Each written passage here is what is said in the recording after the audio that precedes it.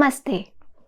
आज मैं इस वीडियो में आँखों के आसपास होने वाले काले घेरे यानी कि डार्क अंडर आई सर्कल्स के बारे में बात करूँगी। ये किन कारणों से होते हैं और किन किन लोगों में पाए जाते हैं। मेरा नाम है डॉक्टर रुचि अग्रवाल और मैं एक क्लिनिकल और कॉस्मेटिक डर्मेटोलॉजिस्ट हूँ और मैं सत्या एस्थेटिक्स में प्रैक्टिस करती हूँ। इसकी ब्रांचेस दिल्ली और गुड़गांव में हैं। तो चलिए मैं बताती हूँ डार्क अंडर आई सर्कल्स किस किस वजह से हो सकते हैं। तो जैसा कि नाम से ही जाहिर है, डार्क अंडर आई सर्कल्स यानी कि डार्क यानी कि किसी कारण से वहाँ पे कालापन है। तो सबसे कॉमन रीज़न जो है वो है कि यहाँ की स्किन बाकी स्किन से डार्क हो जाती है, यानी कि यहाँ पे मेलानिन का कंपोनेंट ज़्यादा होता है as compare to rest of the skin. तो यह जो फर्स्ट रीज़न है एक्सेस मेलानिन, यह जेनेटिक कारणों से सबसे ज़्यादा कॉमन है और इंडियन सबकॉन्टिनेंट में यह एक बहुत ही आम समस्या है। एंड इसके कारण अगर यह जेनेटिक रीज़न है तो इसके कारण होने वाला कालापन आपको काफ़ी यंग एज से दिखने लग जाता है। वो एज के साथ और एनहांस और ज़्यादा हाईलाइट हो सकता है। इसके अलावा क्योंकि आँखों के आसपास की स्किन बहुत डेलिकेट होती है तो यहाँ पे और कारणों से भी कालापन आ सकता है। अगर आपका बहुत ज़्यादा सन एक्सपोजर रहता है तो उसके कारण भी यहाँ पे आपको फ्रेकल्स या जनरलाइज्ड डार्कनेस हो सकती है। अगर आपको किसी कारण से आँखों के आसपास इरिटेशन हो जाती है या एलर्जी हो जाती है तो उसके कारण भी स्किन में पोस्ट इन्फ्लेमेटरी हाइपरपिगमेंटेशन हो सकता है। जो दूसरा कॉमन रीज़न है आँखों के आसपास काले घेरे दिखने का वो है शेडोइंग मतलब परछाई पड़ना। तो कई बार हमारे जो फेस का स्ट्रक्चर होता है उसमें हमारी आईज़ काफ़ी डीप सेट होती हैं, यानी कि माथा थोड़ा आगे है, यह वाला पार्ट आगे है एंड आईज़ थोड़ा अंदर है। तो उसके कारण इस एरिया में ऊपर से जब लाइट पड़ती है तो एक परछाई पड़ती है और अगर हम अपनी स्किन को स्ट्रेच करके देखेंगे या सामने से लाइट डालेंगे तो यह काले घेरे कम दिखने लगते हैं। तो ये जो शेडोइंग इफ़ेक्ट है या तो फेशियल एनाटमी यानी कि आपका फेस का स्ट्रक्चर ऐसा है इसीलिए दिख सकते हैं, या फिर जब हमारी एज थोड़ी बढ़ने लगती है तो यहाँ पे जो हमारे फैट पैड्स हैं वो नीचे ग्रेविटेट कर जाते हैं, बोन भी थोड़ी कमज़ोर हो जाती है तो यहाँ पे तब भी एक संकन एरिया बन जाता है जिसके कारण ये शेडो पड़ सकती है। तो ये भी एक काफ़ी कॉमन रीज़न है आँखों के आसपास काले घेरे नज़र आने का। जो तीसरा रीज़न है आँखों के आसपास काले घेरे दिखने का कि यहाँ की स्किन बहुत डेलिकेट होती है, बहुत थिन होती है और कई बार इसके थ्रू हमारे जो अंदर की स्ट्रक्चर्स हैं वो भी विजिबल हो जाती हैं।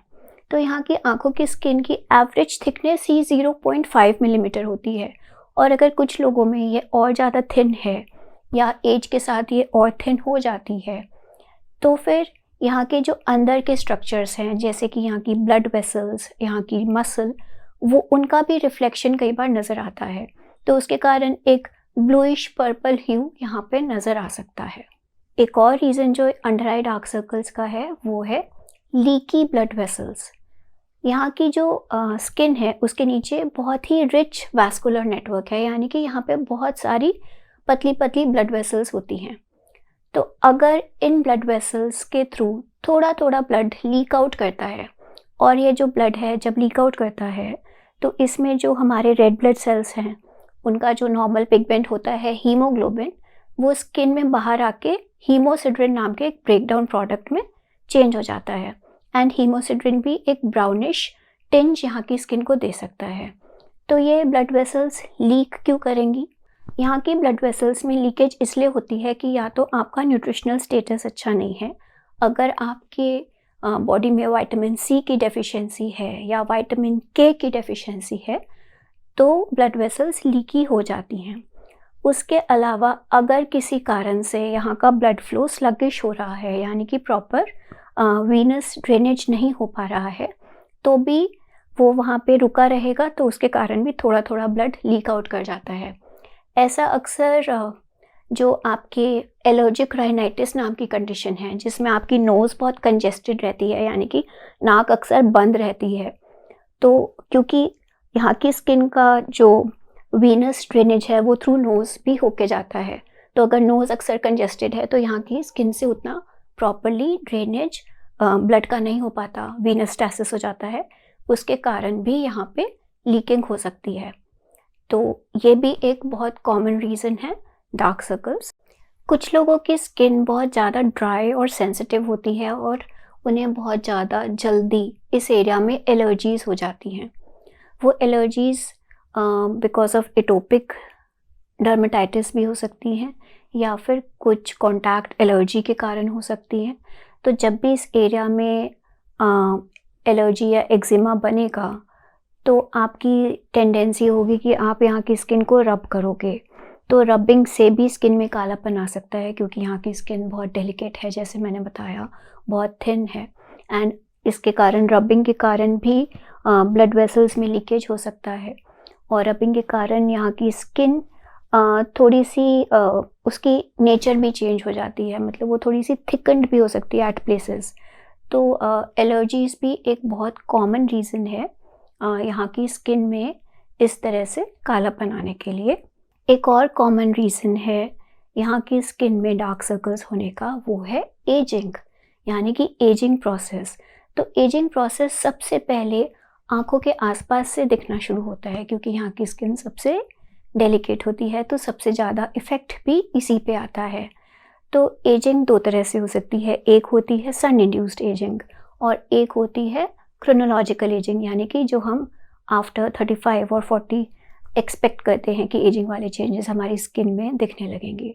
तो दोनों ही कारणों से यहाँ पे जो स्किन है उसका नेचर चेंज हो जाता है। स्किन थिन हो सकती है, स्किन में रिंकल्स आ सकते हैं, स्किन में अनइवन पिगमेंटेशन हो सकता है एंड यहाँ पे जो हमारी स्किन के अलावा जो स्किन के नीचे की स्ट्रक्चर्स हैं उनमें भी चेंजेस आते हैं। तो यहाँ की जो बोन है वो थोड़ी पतली हो जाती है, थोड़ी नीचे चली जाती है। यहाँ के जो फैट पैड्स हैं वो भी ग्रेविटेट कर जाते हैं और यहाँ पे जो मसल्स का और जो लिगामेंट्स का जो आपस का एक तरह से जो नॉर्मल बिहेवियर होता है वो काफ़ी चेंज हो जाता है। तो उसके कारण यहाँ पे या तो डार्कनेस दिख सकती है या कुछ लोगों में पफिनेस दिख सकती है। तो ageing is also very common reason when you start seeing dark circles. अगर आपको अनीमिया है तो अनीमिया के कारण भी यहाँ पे सर्कुलेशन उतना अच्छा नहीं रहता, जिसके कारण डार्क सर्कल्स आपको बन सकते हैं। अगर आपका बहुत ज़्यादा स्ट्रेसफुल जॉब है और आपकी आईज़ पे बहुत ज़्यादा स्ट्रेन पड़ता है तो उस स्ट्रेन के कारण भी आसपास की स्किन पे इफ़ेक्ट आ सकता है, जिसके कारण थोड़े काले घेरे एनहांस हो सकते हैं। अगर आपकी डाइट बहुत पुअर है तो पुअर डाइट के कारण आपकी बॉडी में मल्टीपल न्यूट्रिएंट डेफिशिएंसीज हो सकती हैं, प्रोटीन डेफिशिएंसी हो सकती है, विटामिन और मिनरल डेफिशिएंसी हो सकती है, जिसका इफ़ेक्ट आपके आँखों के आसपास की स्किन पे बहुत जल्दी नज़र आएगा क्योंकि ये एक तरह से समझ लीजिए कि एक आईना है आपकी हेल्थ का। तो ये भी कारण हो सकते हैं आपके डार्क सर्कल्स के।